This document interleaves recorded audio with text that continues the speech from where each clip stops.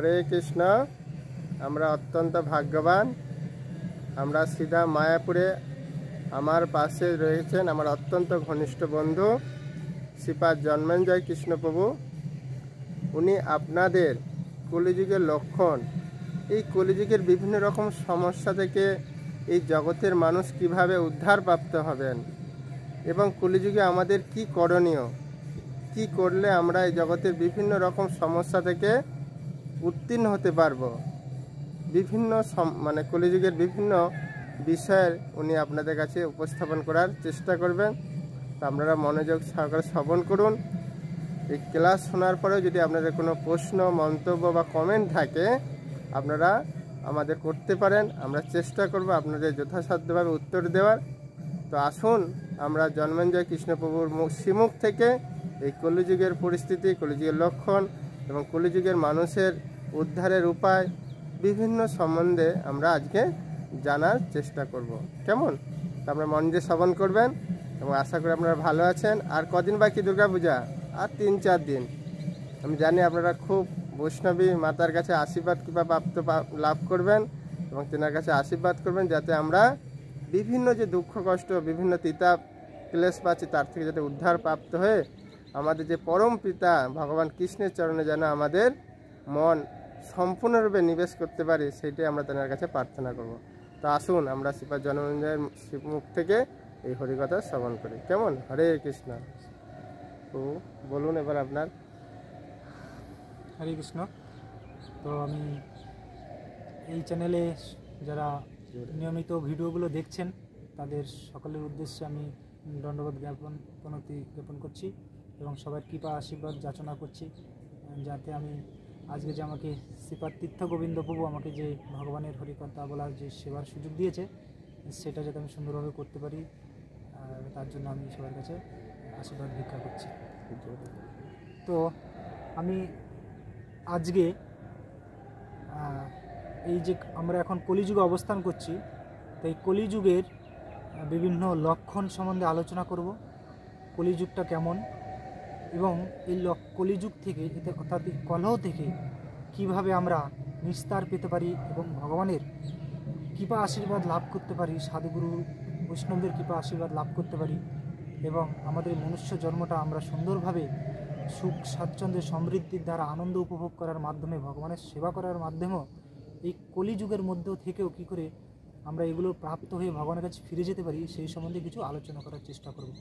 তো আমি তার পূর্বে সংক্ষেপে আমি ছিল আমাদের ইস্কন প্রতিষ্ঠাতা আচার্য জগৎগুরু ছিল প্রভুপাদের চরণে আমি তার প্রণাম মন্ত্রের মাধ্যমে, আমি তার স্তুতির মাধ্যমে তারপর আমরা এটা আলোচনা করব। হরে কৃষ্ণ।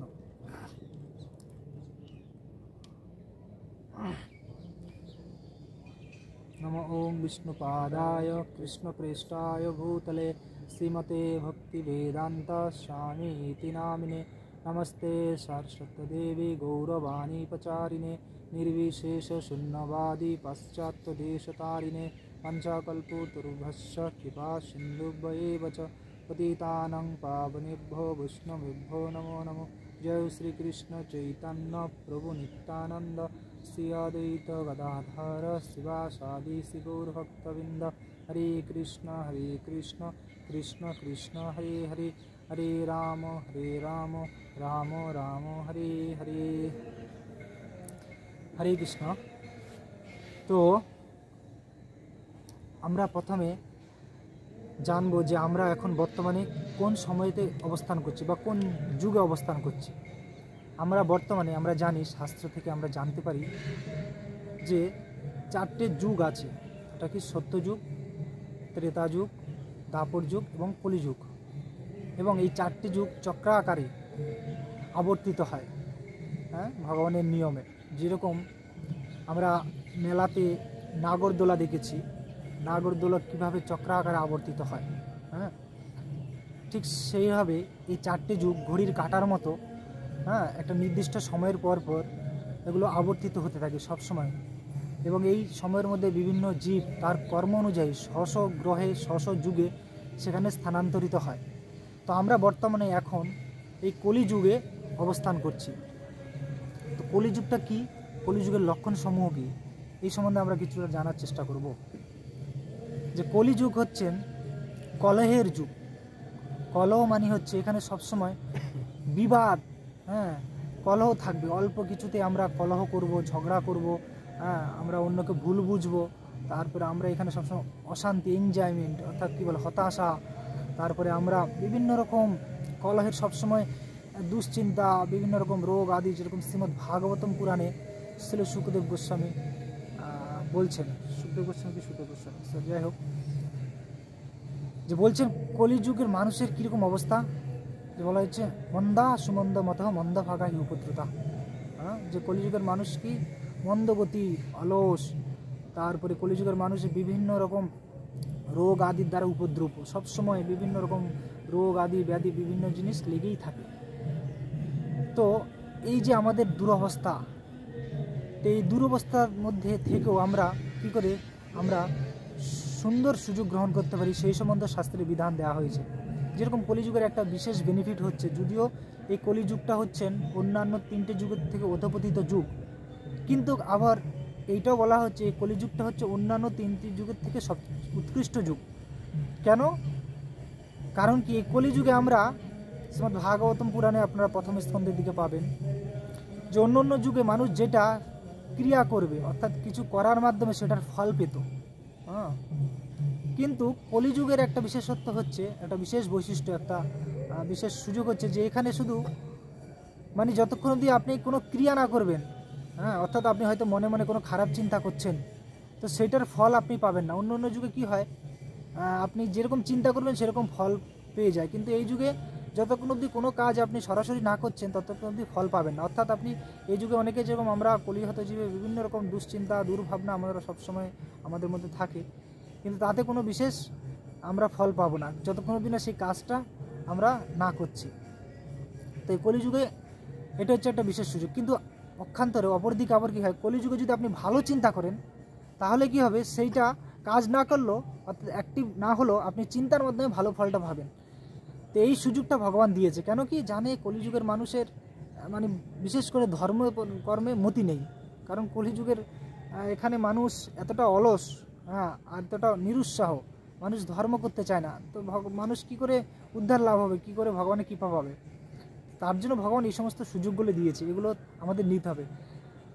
তো মানুষ বলতে পারে, তাহলে কেউ আমরা ভাবতে পারি যে এই সুযোগটা দিয়েছে তাহলে আমরা সবসময় মনে মনে খারাপ চিন্তা করব। তো এরকম নয়, মনে মনে খারাপ চিন্তা, আসলে মনে মনে যেটা চিন্তা করব সেইটাই কিন্তু কার্যে পরিণত হয়ে যায়। কারণ চেতনাটাই, চিন্তাটাই আমাদের একসময় কার্যে পরিণত হয়। তাহলে মনে মনে ভালো চিন্তা করলে সেটা তো ফল পাবো, প্লাস সেইটা যখন কার্যে রূপান্তরিত হবে তখন সেটার আরও ভালো ফল পাবো। তো এটা হচ্ছে মেন। তাই ভগবান এই সুযোগগুলো দিয়েছে, কারণ আমরা ধর্মের প্রতি আমাদের অত উৎসাহ নেই। কারণ কলিযুগের মানুষের মানে ধর্ম করে কীরকম করে, যে শ্রীমদ্ ভাগবতম পুরাণে আপনারা দ্বাদশ স্কন্ধে তো লাস্টে কলিযুগের বিভিন্ন লক্ষণ সমূহ বর্ণনা করা হয়েছে, হ্যাঁ, দ্বাদশ স্কন্ধে, যে কলিযুগের মানুষের ধর্ম করবে যশ অর্থে ধর্ম সেবনম। যদিও বা কেউ ধর্ম করে তাহলে কেন করবে, যশ অর্থে ধর্ম সেবনম, যে সে ধর্মটা পালন করবে এই কারণে মানে তার যে নাম যশ প্রতিষ্ঠা পাওয়ার জন্য, লোকে ভালো বলবে, বাহবা দেবে, ওই লোকটা হয়তো ধার্মিক, ঠিকমতো করবে না, মানে যে হয়তো মন্দিরে যাবে, একটু ডোনেশন দেবে বা একটু দেখাবে যে আমি এটা করেছি, যার জন্য সাইনবোর্ড লিখে দেবে যে আমি এত টাকা অনুদান দিয়েছি ইত্যাদি ইত্যাদি।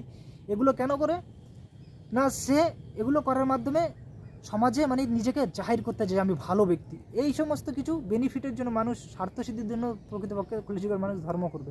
শুদ্ধ ভক্তি খুব এখানে রেয়ার, নেই বললেই চলে প্রায়। যাই হোক, তো কলিযুগের লক্ষণ এরকম শ্রীমদ্ ভাগবতম পুরাণে অনেক বর্ণনা করা আছে। যেরকম মানে এই কলিযুগটা কেমন, একটা হিস্ট্রি বললে আপনারা বুঝতে পারবেন যে কলিযুগটা আসলে হচ্ছে, এখানে আপনি মহাভারতে এগুলো অনেক সুন্দর আলোচনা করা হয়েছে কলিযুগটা কীরকম। একবার কি হয়েছিল, মানে যখন মহারাজ যুধিষ্ঠির রাজত্ব করছিলেন তখন তার রাজ্যে কি হয়েছিল, দুজন কৃষক যখন চাষ করতে গিয়েছিল মাঠে, তখন দেখছিলেন যে যে যে চাষের সময় কি হয়, মাঠে অনেক সময় ফসলকে সুরক্ষার জন্য বিভিন্ন গেট কি বলে, বেড়া, বাংলা ভাষায় বলা হয় বেড়া দেওয়া হয়, ঠিক আছে, বেড়া, তো বেড়া দেওয়া হয়, মানে প্রাচীরের মতো, আগের দিনে বাঁশ টাস দিয়ে দেওয়া হতো। তো ওই বেড়া দিয়েছিল। তো একজন কৃষক যখন চাষ করতে এসে তখন তিনি দেখছেন যে এই যে বেড়াটা দিয়েছে, দেখছে যে এই বেড়াটা দিয়েছে কেন না ফসলটাকে সুরক্ষা প্রদান করার জন্য। কিন্তু এখানে তিনি দেখছেন কি যে ওই বেড়াটাই ফসল খেয়ে নিচ্ছে। তো এটা দেখতে উনি আশ্চর্য হয়ে গেছে। তো এটা না বুঝতে পেরে তিনি রাজা যুধিষ্ঠির মহারাজের কাছে ছুটে গেল। তো যেতে যেতে প্রথমে ভীমসেনকে দেখতে পেল রাজসভাতে। তো ভীমসেনকে জিজ্ঞেস করছে যে এরকম এরকম হয়েছে, আমি দেখতে পেরেছি, অদ্ভুত, এইটা কেন হয়েছে। তো ভীমসেন বলছেন এই এত গোপন রহস্য এটা তো আমি জানি না। তো তাই উনি কী করেছিলেন, বলছে আমার দাদা ভিতরে আছে রাজসভাতে, তুমি ওখানে যাও, উনি বলতে পারবে, উনি যেহেতু ধর্মরাজ। তো উনি যথারীতি ভিতরে প্রবেশ করেছেন। তো কিছুক্ষণ পর আরেকটা ব্যক্তি আসলো। আরেকটা ব্যক্তি এসে ভীমসেনকে বলছে যে ভীমসেন আমি একটা অদ্ভুত জিনিস আপনাদের রাজত্বে লক্ষ্য করলাম। বলছে কি? বলছে আমি দেখলাম যে একটা সুতোর মধ্যে একটা ব্যক্তি, একটা সুইয়ের মধ্যে একটা হাতিকে মানে গলিয়ে দিচ্ছে, অর্থাৎ হাতিকে ঢুকিয়ে দিচ্ছে একটা সুইয়ের ছিদ্র দিয়ে। তো হাতিটা পুরো চলে গেছে, কিন্তু হাতির লেজটা বেঁধে গেছে। বলছে এটা কীরকম হলো? তো ভীমসেন তো অদ্ভুত, এরকম কি বলছে, এগুলো কি করে মানে এগুলো বুঝতে পারছে না। বলছে আমার দাদা ভিতরে আছে, আমার দাদার কাছে যাও। তো যথারীতি দাদার কাছে চলে গেছে। এইভাবে একের পর এক ব্যক্তি আরও 2-3 জন আসতে লাগলো। যেমন আরেকজন ব্যক্তি আসলো, তিনি বলছেন ভীমসেন আমি একটা অদ্ভুত জিনিস দেখলাম। বলছে কি? বলছে আমি দেখলাম যে একটা কুমোর তার মাথায় করে একটা বড় বড় কলসি করে জল নিয়ে এসছে। জল নিয়ে এসে কী করেছে, সেই কলসির জলগুলো বিভিন্ন ছোট ছোট মানে পাত্রে যখন সব ঢেলেছে, সমস্ত পাত্রগুলো ভর্তি হয়ে গেছে। কিন্তু ওই পাত্রগুলো জল যখন পুনরায় বড় কলসিতে, অর্থাৎ যে কলসি থেকে জল ঢেলেছে সেই কলসিতে দিয়েছে, তখন সেই কলসিটা আর ভর্তি হচ্ছে না, সেম জল কিন্তু হচ্ছে না। এটা কেন হলো? তো উনি বুঝতে পারছে না, তখন যুধিষ্ঠির মহারাজের কাছে পাঠিয়েছে। এইভাবে আরেকজন ব্যক্তি আসলো। তো উনিও বলছেন যে আমি একটা অদ্ভুত জিনিস লক্ষ্য করলাম। বলছে কি? বলছে আমি দেখলাম যে একটা গাভী বাচ্চা প্রসব করে সেই গাভীকে চেটে চেটে তার রক্ত পান করে গাভীটাকে মেরে ফেলেছে। হ্যাঁ, বলছে ঠিক আছে, ওনাকে পাঠিয়ে দিলে, উনি বলতে পারছে না। এইভাবে লাস্ট আরেকজন ব্যক্তি আসলো। তো উনি বলছেন যে ভীমসেন আমি একটা আপনার রাজ্যতে আমি অদ্ভুত একটা জিনিস পরিলক্ষিত করলাম। যে কি না, যে একটা সুতো দিয়ে একটা ব্যক্তি কি করেছিল, একটা সুতো দিয়ে একটা বড় পাহাড়কে টেনে টেনে মানে নিচে নেমে মানে পাহাড়কে টেনে এনে চূর্ণ বিচূর্ণ করে দিল একটা সুতো দিয়ে। কি করে সম্ভব? তো এই সমস্ত উত্তরগুলো যখন ভীমসেন দিতে পারছিল না, তিনি তার দাদার কাছে পাঠিয়েছে সবাইকে। তো অনেকক্ষণ যখন সময় অতিবাহিত হলো, তখন দেখছে যে তারা ভিতর থেকে আর কেউ আসছে না। তখন ভীমসেন একটু তারও জানার কৌতূহল যে এগুলো কি হচ্ছে। তো তিনি ভিতরে গিয়ে যখন দেখছে যে কেউ নেই, তখন তার দাদা যুধিষ্ঠির মহারাজকে জিজ্ঞেস করছে, দাদা আমি এরকম লোকজনকে পাঠিয়েছি, তারা আমাকে প্রশ্ন করেছে, আপনার কাছে উত্তরের জন্য পাঠিয়েছি, তো ওই লোকগুলো কোথায় গেল, কি উত্তর দিলেন? তখন যুধিষ্ঠির মহারাজ বলছে কি কারা এসছে কী কী, তখন সমস্ত বৃত্তান্ত বলার পরে যুধিষ্ঠির মহারাজ বুঝতে পেরেছে। বলছে ও আচ্ছা, যেহেতু যুধিষ্ঠির মহারাজ ধর্মরাজ ছিলেন, তো উনি এই ধর্ম সম্বন্ধে জানতো। তো উনি বলছেন আচ্ছা বুঝতে পেরেছি, আসলে এরা হচ্ছে কলির প্রতিনিধিত্ব করছে, যে এটা কলিযুগ সূচনা হচ্ছে, এটা প্রারম্ভর একটা ইঙ্গিত দিচ্ছে। তো এটা কি তোমাকে আমি বলছি, তাহলে বুঝতে পারবে। তখন বলছে হ্যাঁ অবশ্যই বলুন। তখন বলছে যে প্রথম ব্যক্তিটা যিনি বলেছিলেন যে বেড়া যেটা অর্থাৎ ফসলকে রক্ষা করবে সেটাই ফসল খেয়ে নিচ্ছে, আসলে কলিযুগের হচ্ছে এরকম একটা লক্ষণ হবে যে এখানে যারা ধর্মের রক্ষক তারাই সমাজের ভক্ষক রূপে পরিণত হবে। আর এটা আমরা পুরো সমাজে, বর্তমান সমাজে এটা সুন্দরভাবে এটা দেখতে পাচ্ছি আমরা, যে যাদের হাতে আইন শৃঙ্খলা বা যাদের হাতে ক্ষমতা আছে, সেটা প্রশাসনিক হোক বা অন্য ক্ষেত্রে কিছু হোক, হ্যাঁ সেটা হতে পারে সামাজিক, হতে পারে পারিবারিক, হতে পারে রাষ্ট্রীয়, বিভিন্ন বা ব্যক্তিগত। তো যার কাছে ক্ষমতা আছে, যিনি রক্ষা করবে, অন্যকে প্রোটেকশন দেবে, আমরা দেখতে পাচ্ছি তিনি তার পকেট ভরার জন্য বা তার স্বার্থসিদ্ধির জন্য সবাইকে ভক্ষণ করছে। এগুলো কলিযুগের লক্ষণ, যেগুলো অন্য অন্য যুগে ছিল না বা থাকলো কিঞ্চিত পরিমাণে, কিন্তু কলিযুগে এগুলো একদম প্রকাশ্যে স্বাভাবিকভাবে হচ্ছে। তার জন্য অনেক মানুষ বলে না কলিযুগে অধর্মের জোর বেশি। অনেকে আমরা শুনি বলে যে কলিযুগে যারা ধর্ম আচরণ করছে তারাই ভালো আছে, আমরা ধর্ম করে কী লাভ হবে। কিন্তু আসলে ওনারা ভুল বলে না, এক প্রকার ঠিকই বলে, কারণ কলিযুগের এগুলো লক্ষণ, সিমটম। কিন্তু আমাদের পরিণামটা জানতে হবে, যারা এরকম করছে তাদের পরিণামটাও খারাপ। আমরা শুধু এরকম বলবো না যে তারা ধর্ম আচরণ না করে ভালো আছে, তার জন্য তাদের অনুসরণ করব, তার মানে তার পরিণামটা কিন্তু ভয়ঙ্কর হবে। হ্যাঁ, কারণ একটা আমাদের বাংলায় একটা কথা আছে, যে গায়ে মানে ঘু মাখলে জমও ছাড়ে না। মানে এরকম নয় যে পাপ করলে, বলে না পাপ করলে বাপও ছাড়ে না। হ্যাঁ, তো পাপ যা করবে সে হয়তো এখন সাময়িক মানে কিছুক্ষণের জন্য একটু মনে হচ্ছে এখানে ভালো আছে ইত্যাদি, হ্যাঁ, কিন্তু সময়ের সঙ্গে সঙ্গে পরিণাম ভোগ করতে হবে। যে এই সমস্ত তত্ত্বগুলো ভগবদ্গীতায় আপনি পেয়ে যাবেন, ভগবান এগুলো বলেছে। যাই হোক, তো এইভাবে যখন তারপরের উত্তরটা দিচ্ছেন, যে দেখেছেন কি দেখেছেন, একটা হাতি সুইর মাধ্যমে গলে যাচ্ছে কিন্তু লেজটা বেঁধে যাচ্ছে। তো এটার কি মানি আছে? এটার মানি হচ্ছে এই যে যুধিষ্ঠির মহারাজ বলছে আসলে কলিযুগে যারা বড় বড় শয়তান, বা বড় বড় খারাপ মানে যারা খারাপ মানুষ, যারা এখানে অধর্ম আচরণ করছে, উল্টো পাল্টো আচরণ করছে, মনমানি আচরণ করছে, ধর্ম টর্ম করছে না, তাদের যদি মানে পয়সা থাকে বড় বড়, মানে পয়সা হোক বা ক্ষমতা হোক, তারা কি করবে, ওই মানে মানে আইনের ফাঁক দিয়ে বেরিয়ে গলে চলে যাবে। কিন্তু ওই যারা ছোট ছোট, যাদের হয়তো পয়সা করি সেরকম বা ক্ষমতা, জনবল, অর্থবল কিছু নেই, তারা ওই হাতির লেজের মতো তারা বেঁধে যাবে।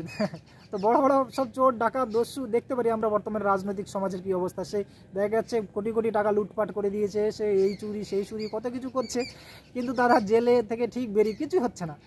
কিন্তু যারা হয়তো আন্দোলন করতে গেছে বা ইত্যাদি ইত্যাদি, তারা লাস্টে মার খেয়ে মরছে ইত্যাদি ইত্যাদি। যাই হোক, তো এটা কলিযুগের, এগুলো স্বাভাবিক। আমরা এগুলো নিয়ে ক্ষোভ প্রকাশ করি অনেক সময়, ভগবানের উপরে আমরা অভিযোগ করি যে ভগবান যদি থাকবে তাহলে এই সমস্ত আইন কেন? হ্যাঁ, আমরা দেখি যে সমাজে এসব হচ্ছে, ভগবান তো কিছু বলছে না। আসলে যেই যুগের যেটা বৈশিষ্ট্য সেটা আমাদের মেনে নিতে হবে, কারণ শাস্ত্রে বলা হচ্ছে কলৌ শূদ্র সম্ভবা।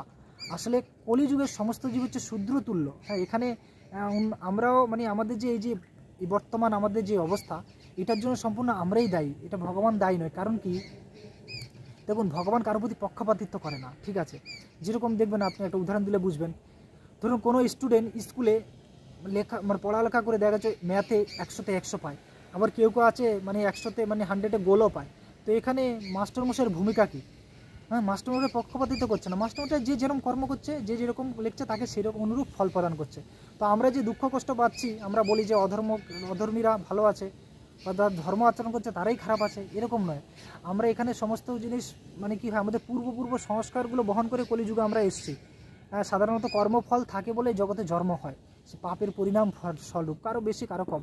তাই ভগবান কি করে, কাটা দিয়ে কাটা তোলে, ঠিক আছে? মানে ভগবানের কাজ হচ্ছে মানে অনেক সময় মানে হয়তো দেখা যাচ্ছে মনে হবে যে না আমি কিছু ভুল করিনি, কিন্তু এখানে আমি বঞ্চিত হলাম, আমাকে এখানে অপমান করা হলো, বা আমাকে এখানে লাঞ্ছিত বা আমাকে ধিক্কার আঘাত যা হোক করা হলো, কিন্তু বর্তমানে হয়তো আমি এখনও কিছু ভুল করিনি, এটা ঠিক, কিন্তু আমার এটা পূর্ব কর্ম আছে। হ্যাঁ, তাই ভগবান কাটা দিয়ে কাটা তোলে। হয়তো এমন একজন প্রশাসন, এরকম একজন ব্যক্তিত্ব আপনার রাষ্ট্রে স্থাপন হবে, এরকম একজন রাজা যিনি মানে সমস্ত প্রজাদের উপর শোষণ করবে। কেন? এটা আসলে প্রজারাও পূর্বজন্মে কিছু খারাপ কাজ করেছিল, যেরকম ভাগবতমে বলা হচ্ছে যে কলিযুগের রাজাদের কীরকম অবস্থা হবে না, কলিযুগের রাজাদের কীরকম হবে বলা হচ্ছে, অসংস্কৃতা ক্রিয়াহীনা রজসা তমসা বৃতা প্রজাস্তে ভক্ষয়ন্তী ম্লেচ্ছ রাজন্যরূপিণ। যে কলিযুগের, এটা শ্রীমদ্ ভাগবতমের আপনি দেখুন দ্বাদশ স্কন্ধের প্রথম অধ্যায় 40 নম্বর শ্লোক, এরকম পরপর প্রথম অধ্যায়, দ্বিতীয় অধ্যায়, তৃতীয় অধ্যায়গুলোতে কলিযুগের লক্ষণসমূহ আপনি পাবেন। যে বলে হচ্ছে অসংস্কৃতা, অর্থাৎ কলিযুগের রাজারা কী হবে, যারা সংস্কারবিহীন, বৈদিক সংস্কারবিহীন, কিছুই জানে না, অসংস্কৃতা ক্রিয়াহীনা, এবং যাদের কোনো বিধিনিষেধ নেই, মানে কোনো ক্রিয়া অ্যাক্টিভিটি জানে না, বৈদিক ক্রিয়া কী। হ্যাঁ, আর কী হবে, রজসা তমসা বৃত, তারা রজতম গুণের দ্বারা আবৃত থাকবে। তাহলে এইরকম ব্যক্তি যখন রাজ হবে তখন কী হবে, প্রজাস্তে ভক্ষয়ন্তী, প্রজাদের ভক্ষণ করবে, শোষণ করবে, শুধু নিজের গদিটা টিকিয়ে রাখার জন্য। এইটা হবে তার জীবনের উদ্দেশ্য। আর কোনো মানে তার অন্যগুলো সব গৌণ, কিন্তু এটা মুখ্য, যে আমি গদিতে থাকবো, সবাইকে শোষণ করব, শাসন করব, আমার কথার মতো সবাই চলবে। ম্লেচ্ছ রাজন্যরূপিণ, এতে যে রাজাদের প্রকৃত রূপ হচ্ছে ম্লেচ্ছর মতো কলিযুগের। ম্লেচ্ছ মানে হচ্ছে তারা অখাদ্য কুখাদ্য যারা খায়, মাছ মাংস ইত্যাদি, এদের ম্লেচ্ছ বলা হয় সাধারণত। তো এইরকম তাদের আচরণ হবে, ঠিক আছে? তো যাই হোক, আমি যেটা মেন পয়েন্ট যে বলছিলাম, যুধিষ্ঠির মহারাজকে উত্তর দিচ্ছিল। তো তারপরে এই দুটো হলো, আরেকটা পরে বলছিলাম যে একটা কুমোর কী করে কলসিতে জল ঢেলেছে, কিন্তু সেই জলগুলো পুনরায় বড় কলসিতে ঢালার পরে সেই কলসিটা ভর্তি হচ্ছে না। এটার মিনিংস হচ্ছে, এটার মানেটা এরকম যে বর্তমান কলিযুগে দেখবেন এক মানে তার বাবা মা, মানে কোনো বাবা মা তার পুত্র 3-4টে পুত্র থাকলো, কত পুত্র বা কন্যা থাকলো, কত সুন্দর লালন পালন করে তাদের মানুষ করে, কত স্নেহ আদর দিয়ে তাদের মানুষ করে, পড়াশোনা করে ইত্যাদি ইত্যাদি, তাদের একটা লাইফ তৈরি করে দেয়। কিন্তু সেই ছেলে মেয়েগুলো বড় হলে কী করে, সে বাবা মাকে দেখতে পারে না, সে বৃদ্ধাশ্রমে পাঠিয়ে দেয় বা ইত্যাদি ইত্যাদি, ঠিক আছে? তো আমরা এগুলো বর্তমান দেখতে পাচ্ছি যে মানে একটা বাবা মা 4-5 জন ছেলে মেয়েকে পোষণ করতে পারবে, কিন্তু 4-5 জন ছেলে মেয়ে মিলেও একজন বাবা মাকে বর্তমানে পোষণ করতে পারে না। কারণ এটা সবাই এখানে ইন্দ্রতৃপ্তির জন্য ব্যস্ত থাকে, ঠিক আছে, যেরকম কলিযুগের এগুলো লক্ষণ। মানে ভগবান তার জন্য বলছে তুমি কারো উপরে কিছু আশা করো না।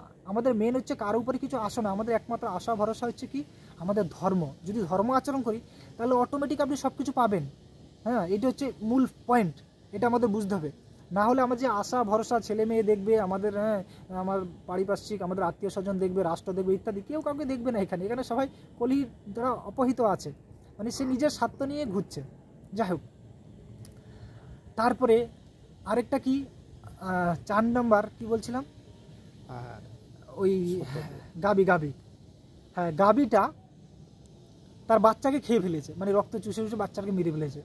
তো বলা হচ্ছে আসলে এটা মানি যে এরকম দেখবেন এখনকার, মানে কেউ খারাপ ভাববেন না, বর্তমান মানে বিশেষ করে মাতাজিরা, মেয়েরা, সে নিজের সৌন্দর্য ধরে রাখার জন্য বা নিজের শরীরের গঠন ধরে রাখার জন্য ইত্যাদির জন্য সেই ভ্রূণ হত্যা করে বাচ্চাকে মানে গর্ভে হত্যা করে দেয়, বাচ্চাকে মেরে ফেলে। মানে বর্তমানে যে ভারতবর্ষে আমি একটা ভিডিও দেখছিলাম, সে ভারতবর্ষে মানে প্রতি বছর কি 1 কোটির মতো মানে মাতৃগর্ভে বাচ্চা হত্যা হয়। মানে এটা কতটা, মানে যেখানে মাকে বলা হয় স্নেহশীল, মায়ের মানে হচ্ছে কোমল হৃদয়, মা হচ্ছে সবচেয়ে ভালোবাসার একটা মন বস্তু, সেখানে মায়েদের এরকম অবস্থা। মানে কলিযুগ কোথায় গিয়ে দাঁড়িয়েছে, ঠিক আছে। তো এটা কলিযুগের লক্ষণ, ঠিক আছে। সবাই নিজের ইন্দ্রতৃপ্তির জন্য ব্যস্ত, এখানে সন্তান এগুলো সব গৌণ ব্যাপার। মানে যদিও এটা মুখ্য ব্যাপার হওয়া উচিত, কিন্তু কলিযুগে এগুলো সব বিপরীত। তাই আমাদের মেন ভরসা ভগবান উপরে, এটা হচ্ছে মূল পয়েন্ট। আচ্ছা, তারপরে লাস্ট যেটা যুধিষ্ঠির মহারাজ বলছে, দেখো কলিযুগের এত মানে সমস্যা থাকলে একটা মহৎ গুণ আছে। যে কি গুণ না, যেরকম ওই সুতো দিয়ে একজন পুরো পাহাড়টাকে চূর্ণ বিচূর্ণ করে দিচ্ছে। তো এটার মানে হচ্ছে সুতরূপী হরিনাম সংকীর্তন। কলিযুগের একমাত্র নিস্তার পাওয়ার মূল মানে বস্তু হচ্ছে ভগবানের নাম। এত কলহ থাকলো এখানে, যদি আপনি ভগবানের নাম আপনি নিজের জীবনের 24 ঘন্টা থেকে কিছু সময় বের করে ভগবানের নাম কীর্তন করেন, তাহলে আপনার পাহাড় পর্বত রূপ পাপ চূর্ণ বিচূর্ণ হয়ে যাবে। হ্যাঁ, বুঝা গেল। যেরকম শাস্ত্রে এটা দেখুন, বেদে বলা হচ্ছে, মানে পুরাণে সব জায়গায় এটা মানে একদম পুরো অথেন্টিক।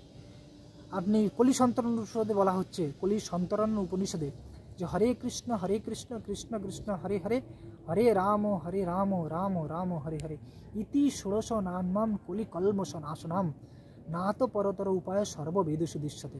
যে এই যে ইতি ষোড়শ নান্মাম, এই যে হরে কৃষ্ণ মহামন্ত্র 16 অক্ষর 32 নাম, হ্যাঁ বলা হচ্ছে কি কলি কলমশ নাশনম, কলির সমস্ত কলুষ নাশ করে দেওয়ার জন্য মানে সম্পূর্ণ শক্তি এটার মধ্যে আছে।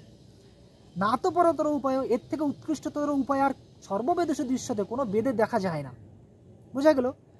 হ্যাঁ, মানে শ্রীমদ্ ভাগবতমে পুরো বলার পরে পরীক্ষিত মহারাজকে সুখদেব গোস্বামী এটাই বলছেন, কলোর দোষে নিধি রাজন হস্তি একক মহৎগুণা কীর্তন দেবস্য কৃষ্ণস্য মুক্ত সঙ্গত পরম ভজতি। কলোর দোষে নিধি রাজন, যে কলি হচ্ছে হে রাজন, হে রাজা পরীক্ষিত মহারাজ, কলিটা মানে দোষের সমুদ্র, কিন্তু এখানে হস্তি একক মহৎগুণা, একটা হাতির মতো বড় গুণ আছে, কিনা কীর্তন দেবস্য কৃষ্ণস্য, কৃষ্ণের নাম কীর্তন। এ হরে কৃষ্ণ কৃষ্ণ কৃষ্ণ হরে হরে, হরে রাম রাম রাম হরে হরে। যদি এই হরিনাম সংকীর্তন আমরা করি তাহলে কি হবে, মুক্ত সঙ্গ পরম ব্রজেত, তাহলে মুক্তি পেয়ে আপনি পরম ব্রজেত আপনার গন্তব্যস্থলে পৌঁছে যেতে পারবেন। তাহলে এটা হচ্ছে মুখ্য বিষয়, যে কলিতে এত দোষ থাকলো, কলিতে এত সমস্যা থাকলো, আমাদের কি ভগবানের নাম কীর্তন সদা করতে হবে। মহাপ্রভু বলছেন, কি শয়নে কি ভোজনে কিবা জাগরণে অহর্নিশি কৃষ্ণ চিন্তা বলহ বদনে। খেতে শুতে উঠতে বসতে দেখুন নাম সবসময় করা যায়। আপনি চাইলে মানে এটা নাম করে সময়ের অপেক্ষা রাখে না, এরকম অনেকে আছে। মানে আপনি ধরুন একভাবে আপনার মাইন্ডে দুটো কাজ আমরা অনেক সময় করি। যেরকম একটা উদাহরণ দিলে বুঝবেন, অনেক সময় মায়েরা কি করে, হ্যাঁ বাড়িতে রান্না টান্না করে সমস্ত গৃহের সমস্ত কাজকর্ম করার পরেও কী করে, তারা সে দেখা যাচ্ছে অন্য পরপুরুষের প্রতি আসক্তি, সারাদিন তার চিন্তা করছে, হাতে কাজ করছে চিন্তা করছে অন্য কিছু, ঠিক আছে। বা কোনো মা দেখা যাচ্ছে তার বাচ্চা স্কুলে গেছে, তো সবসময় বাড়িতে সব কাজ করলো, চিন্তা থাকে বাচ্চা স্কুল থেকে কী করে ফিরে আসবে, ঠিকঠাক স্কুল থেকে আসবে কিনা, রাস্তা দিয়ে কোনো বিপদ হচ্ছে কিনা। তো একভাবে আপনি বাড়ির কাজ করতে পারবেন, হ্যাঁ। তারপরে ভগবানের চিন্তাও এরকমভাবে করা যায়। যদি আপনি ভগবানের কৃপা আশীর্বাদ লাভ করতে চান, তার প্রতি আসক্তি থাকে, আপনি একইভাবে সব কাজ করতে পারবেন, ভগবানের চিন্তা করতে পারবেন এবং হাতে কাজও করতে পারবেন। আর এইভাবে আপনার কি হবে, সংসার জীবনটাও ঠিক হয়ে যাবে এবং আপনি অন্তিমে ভগবানের কাছে ফিরে যেতে পারবেন। এটা হচ্ছে মেন। না হলে এই কলিযুগ মানে মানে এমন একটা পরিস্থিতি আমাদের এখানে, সত্যি কথা বলতে কলিযুগটা এত খারাপ, এখানে আমাদের নিজের প্রচেষ্টায় যদি ভগবানের কৃপা না হয় আমরা কোনোদিন সুখ শান্তি তো মানে উদ্ধার তো দূরে থাক, সুখ শান্তিও পাবো না। কারণ কলিযুগটা এরকম। আরেকটা হিস্ট্রি বললে বুঝবেন কলিযুগটা আসলে কীরকম। এখানে কলি বলে একজন আসলে একটা কলি বলে একজন ব্যক্তিত্ব আছে, উনি এই সবাইকে কীভাবে কলির মধ্যে কলির মধ্যে আবদ্ধ রাখে। এটা মানে অনেকটা কি হয়, মানে যেরকম অনেক সময় দেখবেন কোনো ব্যক্তির যদি শরীর কিছু কোমাতে চলে যায়, যারা আইসিইউ কোমা কি বলে, মেডিকেল সায়েন্স আছে, তো অনেক সময় কি হয় ওনাকে এমনভাবে ইঞ্জেকশন দিয়ে অজ্ঞান করে দেওয়া হয় যে ওনার সেলসগুলো মানে সেলসলেস বলা হয় আর কি, বা সেলসগুলো এমন কাজ করে না, বা কাজ করলেও মানে উনি সব কিছু দেখে, হয়তো আইসিইউ থেকে সব কিছু দেখতে পাচ্ছে, কিন্তু সবাইকে বুঝতে পারছে ইনি আমার বাবা, ইনি মা ইত্যাদি, কিন্তু উনি মানে কোনো ব্যথা অনুভব করে না, ডাক্তার ছুরি দিয়ে কাটলে ফাটলেও, বা উনি কিছু করতে পারে না আর কি।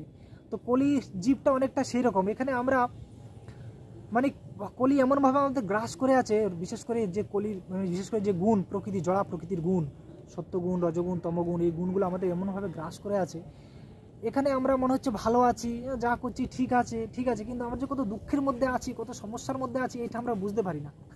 ঠিক আছে, যেরকম ধরে একটা উদাহরণ দিলে বুঝবেন। দেখুন আপনার এই শরীরটা, আমরা তো শরীরের জন্য সব কিছু করি, নিজের ইন্দ্রিয়কে আনন্দ দেওয়ার জন্য, কিন্তু সারাদিনে আমরা চিন্তা করলে বুঝতে পারবি যে আমরা এই শরীরটাকে আমরা সারাদিনে কতটা আনন্দ দিতে পারি। হয়তো দেখা যাচ্ছে দেখুন আপনি সারাদিনে 3 টাইম খেয়ে আনন্দ পাচ্ছেন, ঠিক আছে, একটু ঘুমিয়ে আনন্দ পাচ্ছেন, একটু ঘুরতে গেলে আনন্দ পাচ্ছেন, একটু কারোর সাথে ফোনে কথা বলছেন আনন্দ পাচ্ছেন, ইত্যাদি ইত্যাদি।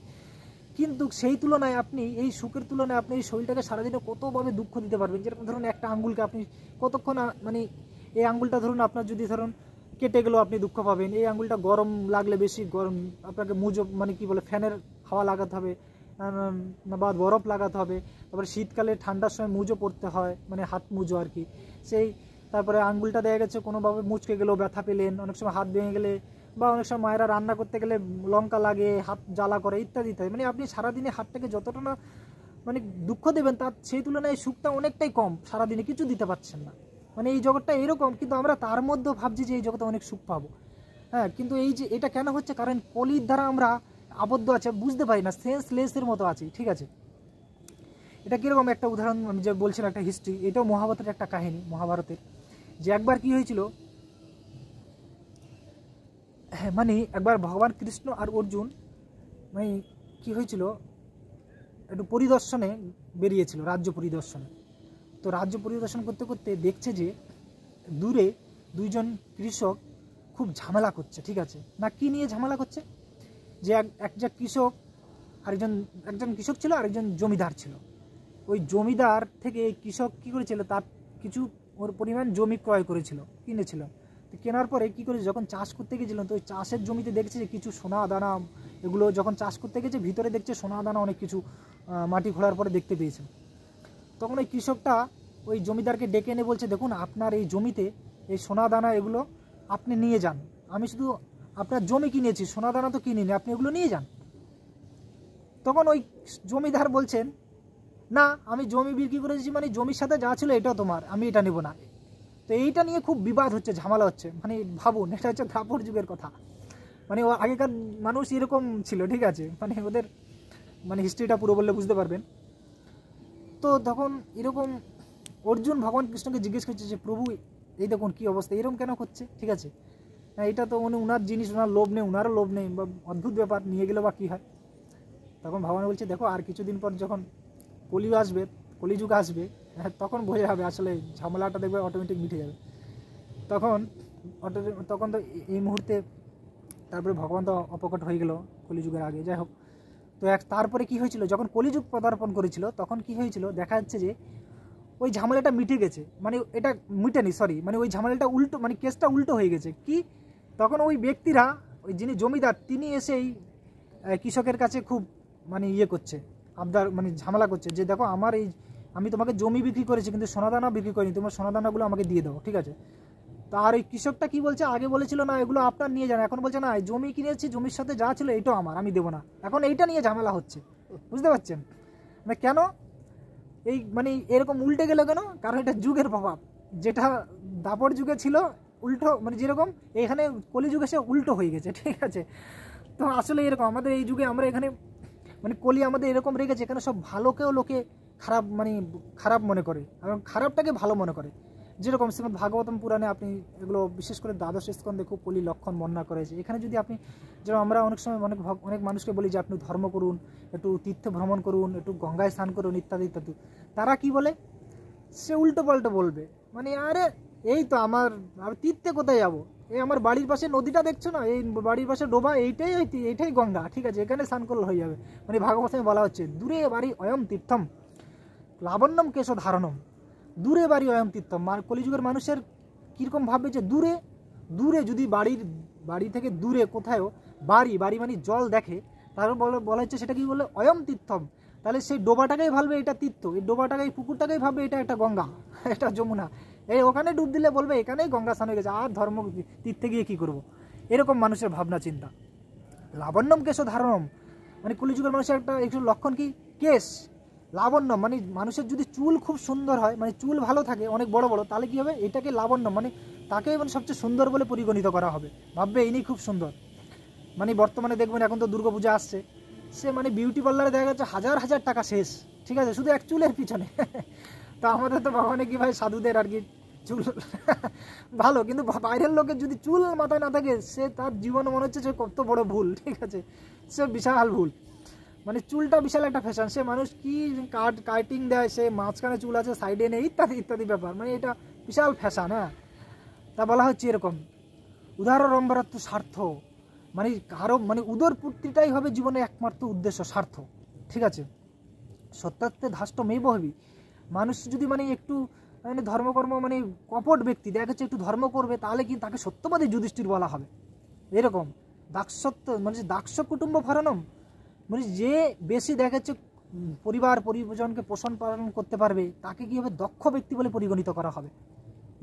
ধর্ম অর্থে যশ সেবনম, এবং যারা মানে নাম যশ প্রতিষ্ঠার জন্য ধর্মটা করবে। তো এগুলো কলিযুগের বিভিন্ন লক্ষণ আছে, বুঝতে পারছেন। যেরকম বলা হচ্ছে দাম্পত্যে অভিরুচি হেতু, হ্যাঁ, মায়া এব ব্যবহারিকে, দাম্পত্যে যে প্রতিযুগের মানে দাম্পত্য জীবন কিসের উপরে নির্ভর করে, যে মানে বাহ্যিক আকর্ষণের মাধ্যমে, মানে শুধু চামড়াটা সুন্দর হলে হবে, তার গুণ থাকুক, ছেলে মদ খাক বা ছেলে আরও যা কিছু করুক, বা মেয়েরও ক্যারেক্টার ভালো হোক বা খারাপ হোক, ওইসব কিছু দেখবে না, যদি সুন্দর হয় তাহলে ঠিক আছে, বিবাহ হয়ে যাবে। আর কীরকম বিবাহ, মৌখিকভাবে, মানে লিখিত, মানে কেউ কাকে বিশ্বাস করবে না, মানে আগে থেকে লিখে দেবে যে রেজিস্ট্রেশন হবে, যদি মানে ডিভোর্স হয় তাহলে আমি এত টাকা নিয়ে নেবো, এরকম আর কি, ঠিক আছে। তো এরকম অবস্থা। মায়া ব্যবহারিকে, মানে ব্যবসা বাণিজ্য কী হবে, শুধু প্রতারণার মাধ্যমে ব্যবসা বাণিজ্য নির্ভর করবে, এরকম বলা হচ্ছে। বিপ্রত্য সূত্র মেবহি, আর ব্রাহ্মণ বলে পরিগণিত হবে যার মধ্যে শুধু একটা বাড়িতে যদি কেউ মানে পৈতা উপবিত যেটা বলে ধারণ করে নেয়, তো ওইটাকে তাকে ব্রাহ্মণ বলবে। যেরকম দেখুন এখন দুর্গা পুজো হচ্ছে, হাজার হাজার লাখ লাখ পুজো হবে, এত ব্রাহ্মণ প্রকৃতপক্ষে কোথায় আছে, কিন্তু সে বাড়িতে মানে পৈতাটা পরে দুর্গা পুজো করে দেবে, ঠিক আছে। আর দেখা গেলো ব্রাহ্মণে ওখানে বসে উল্টো পাল্টো মন্ত্র বলছে, ব্রাহ্মণেই পরে দেখা গেছে পরক্ষণে স্টেজে উঠে মট্টত খেয়ে নাচানাচি করছে ইত্যাদি ইত্যাদি, কিন্তু ব্রাহ্মণ, ঠিক আছে। তো এগুলো কলিযুগের বিভিন্ন লক্ষণ। যেমন বলা হচ্ছে স্নানমেব প্রসাধনম, অর্থাৎ কেউ যদি স্নান করে তাহলে তিনি মানে সবার মধ্যে প্রবেশের যোগ্য, ঠিক আছে। কারণ এখন আগেকার দিনে মানে 2-3 বার স্নানের ব্যাপার ছিল ইত্যাদি সুচিতার জন্য, কারণ ধর্মের 4টে পা আছে, মানে সত্য, তপ, শৌচ, দয়া, তার মধ্যে একটা হচ্ছে মেন হচ্ছে সুচিতা। তো মানুষের তো সুচিতা নেই বর্তমান যুগে, তো এগুলো করলে ভাববে বিশাল কিছু। পণ্ডিত চাপল বাচন, যে যাকেই পণ্ডিত বলে পরিগণিত হবে, যে সে ফটফট করতে পারবে, হ্যাঁ, তিনি পণ্ডিত বলে। এগুলো কলিযুগের বিভিন্ন সিমটম আছে, আর এগুলো বর্তমান সমাজে পুরোপুরি মিলে যাচ্ছে, আমরা দেখতে পাচ্ছি। তো ব্যাপারটা হচ্ছে তার জন্য আমাদের ভাবতে হবে, ঠিক আছে, আমরা যাতে মানে এরকম অধর্মিকদের দেখে, যারা এরকম কলিযুগের দ্বারা অপহত বা এরকম তাদের দেখে আমরা এরকম ধর্ম থেকে বিমুখ না হয়ে যায়, যে সবাই তো এরকম, ভগবান কিছু করছে না। হ্যাঁ, কিন্তু এগুলো কলিযুগের লক্ষণ, তার পূর্বপুরুষ সংস্কারগুলো তার পেয়েছে। কিন্তু আপনি যদি কলিযুগে থেকেও ভগবানের আশীর্বাদ লাভ করতে চান, ভগবানের কাছে ফিরে যেতে চান, তাহলে তাদের থেকে আলাদা হয়ে ডিফারেন্স হয়ে আপনাকে কী করতে হবে, ভগবানের নাম জপ করতে হবে। ভগবানের নাম জপ হচ্ছে সর্বশ্রেষ্ঠ। ভগবদ্গীতা ভগবান বলছে যজ্ঞানাম জপ যজ্ঞহস্মি, একমাত্র এই সমস্ত যজ্ঞের মধ্যে মেন হচ্ছে জপযজ্ঞ। এটা যদি কেউ করবে তাহলে কী হবে, সে অন্তিমে আমাকে ফিরে পাবে, আমার কাছে ফিরে আসতে পারবে। আর এটা আমাদের মনুষ্য জীবনের উদ্দেশ্য হওয়া উচিত। তাহলে কী হবে, আমরা এই কলি থেকে আমরা মুক্তি পেয়ে ভগবানের কাছে ফিরে যাব, যেখানে গেলে কোনো কলহ নেই, কোনো দুশ্চিন্তা নেই, কোনো ফ্রাস্ট্রেশন নেই, কোনো ঝুট ঝামেলা নেই, এবং চির অমর হয়ে ভগবানের কাছে নিত্য সেবায় যুক্ত হয়ে এবং দিব্য আনন্দে থাকতে পারবো। তো এইটা হচ্ছে আমাদের জীবনের মেন উদ্দেশ্য। আর এটা কলিযুগে মানে বিশেষ বেনিফিট। কলিযুগের এত সমস্যা থাকলেও একটা মেন জিনিস হচ্ছে কলিযুগের অল্প সময়ের মধ্যে আপনি ভগবানকে প্রাপ্ত হতে পারবেন, এটা বিরাট। আর শুধুমাত্র মানে শুধু ভগবানের নাম জপ সাধুগুরু বৈষ্ণবদের সঙ্গে থেকে নিরপরাধে ভজন করলে এটা হয়ে যাবে। তো এইখানে বলে আমি আমার এই সংক্ষিপ্ত ভগবানের কথা আলোচনা এখানে পরিসমাপ্ত করছি। তো আমরা লাস্ট কলিযুগের নিস্তারের জন্য যেটা মেন মহামন্ত্র সেটার উপর উচ্চারণ করব। হরে কৃষ্ণ কৃষ্ণ কৃষ্ণ হরে হরে, হরে রাম রাম রাম হরে হরে। জয় হরিনাম সংকীর্তন কি জয়, জয় গুরু শিল প্রভুপাদ কি জয়, জয় শ্রীপাদ তীর্থ গোবিন্দ প্রভু কি জয়। হরে কৃষ্ণ। আশা করি আপনারা মনোযোগ সহকারে শ্রবণ করছেন, আপনাদের অবশ্যই ভালো লেগেছেন।